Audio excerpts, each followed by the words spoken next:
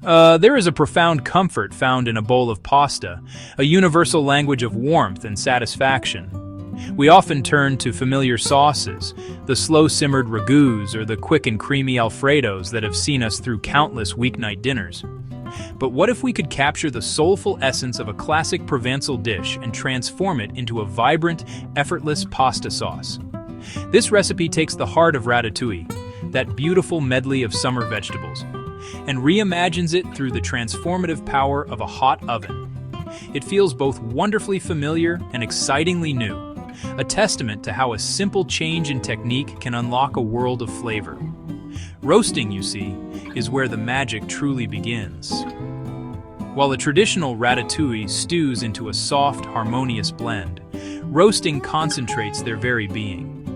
The high, dry heat coaxes out the natural sugars, creating sweet, caramelized edges you can't get in a crowded pot. Every great dish begins with a thoughtful gathering of ingredients, and this roasted ratatouille pasta is no exception. Think of it as assembling a vibrant ensemble cast, where each member plays a crucial role. At the center, of course, are the vegetables. You will want one medium eggplant, its skin a glossy, deep purple, and a firm zucchini or two. Look for bell peppers in contrasting colors, perhaps a sunny yellow and a fiery red, to add both sweetness and visual appeal. A pint of cherry or grape tomatoes is essential. These little jewels are the primary source of our sauce's juicy character. A red onion, sliced into wedges, will contribute a gentle, sweet foundation. Beyond the core vegetables, the aromatics and fats provide the supporting harmony. A whole head of garlic is a non-negotiable player. We will keep the cloves in their papery skins during roasting, a simple trick that transforms them. Instead of turning sharp and bitter, the garlic will steam inside its jacket, emerging soft, sweet, and utterly sublime, ready to be mashed into a fragrant paste. A generous hand with good quality extra virgin olive oil is key. It not only prevents sticking, but also enriches the vegetables and helps create the base of our pan sauce. For herbs, dried oregano or a classic herbe de Provence blend will infuse the roast with a distinctly Mediterranean perfume. For the pasta portion of our meal, choose a shape with plenty of texture and surface area. Shapes like penne, rigatoni, fusilli, or even orecchietta are perfect candidates. They have ridges, curls, or hollows that are designed to hold on to every bit of flavor. You will need about a pound of dried pasta to serve 4 to 6 hungry people. And remember the golden rule of pasta cooking: generously salt your water. It should taste like the sea. This is your first and most important opportunity to season the pasta from the inside out. Finally, we have the finishers, the little flourishes that will elevate the dish from simply delicious to truly memorable. A large bunch of fresh basil is vital. Its bright, peppery notes, added at the very end, will cut through the richness of the roasted vegetables. A bottle of balsamic glaze offers a touch of tangy sweetness that beautifully complements the caramelized notes. A pinch of red pepper flakes can introduce a gentle, warming heat, while a final grating of Parmesan or a crumble of soft goat cheese adds a salty, creamy counterpoint. These final touches are what bring the entire composition into perfect, delicious harmony. The journey to a deeply flavorful sauce begins with a hot oven and a well-prepared pan. First, preheat your oven to 400 degrees Fahrenheit, 200 degrees Celsius. This high heat is crucial for achieving that desirable browning and caramelization rather than simply steaming the vegetables. While the oven comes to temperature, turn your attention to the produce. Chop the eggplant into 1-inch cubes. Slice the zucchini into thick half-moons. Cut the bell peppers into generous bite-sized pieces. Slice the red onion into wedges, keeping the layers attached at the root to help them hold their shape. The cherry tomatoes can be left whole.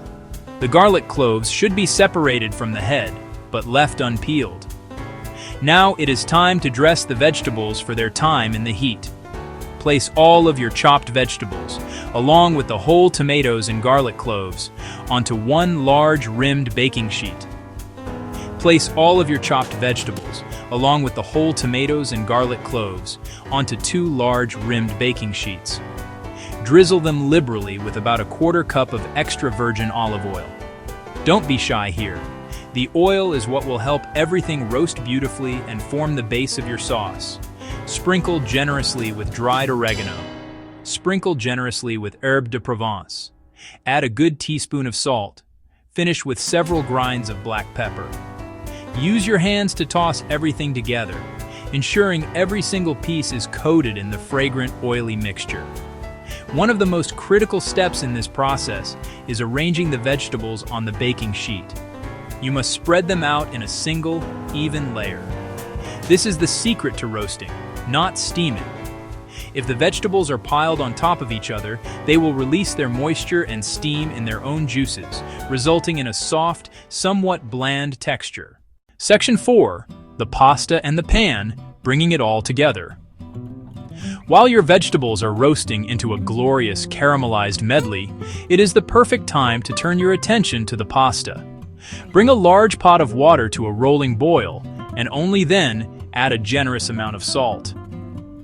This step is fundamental as it seasons the pasta from within, laying a crucial flavor foundation for the entire dish. Add your chosen pasta, be it rigatoni, fusilli, another sturdy shape, and give it a good stir to prevent it from sticking together. Cook the pasta according to the package directions, but aim for al dente, which means to the tooth. It should be tender but still have a slight, pleasing bite in the center. Just before you are ready to drain the pasta, perform one of the most important rituals in Italian cooking. Save some of the pasta water. This starchy, cloudy liquid is culinary gold. The starches that have leached out from the pasta will act as an emulsifier. Olive oil, vegetable juices, pasta. Use a mug or a heat-proof measuring cup to carefully scoop out at least 1 full cup of this precious water. Once you have secured your liquid gold, you can go ahead and drain the pasta in a colander. By now, your vegetables should be perfectly roasted and fragrant. Carefully remove the baking sheet from the oven. Your first task is to locate the garlic cloves, which will be soft and fragrant inside their skins. Let them cool for a minute, then simply squeeze the tender, sweet garlic paste out of its papery shell. Use a fork to mash it into a smooth paste. This roasted garlic is worlds away from its raw counterpart. It's mellow, sweet, and deeply savory. Scrape all of the roasted vegetables, the mashed garlic, and every last drop of the precious pan juices into the large pot you used for the pasta. The final assembly is a moment of simple, satisfying alchemy. Add the drained pasta directly to the pot with the roasted vegetables. Pour in about half of the reserved pasta water to start. Using a large spoon or tongs, begin to toss everything together vigorously. As you toss, you will see the magic happen. The starchy water will combine with the olive oil and tomato juices, creating a light, glossy sauce that clings beautifully to every nook and cranny of the pasta. If the sauce seems a little too thick or dry, continue adding the reserved pasta water, a splash at a time, until it reaches your desired consistency.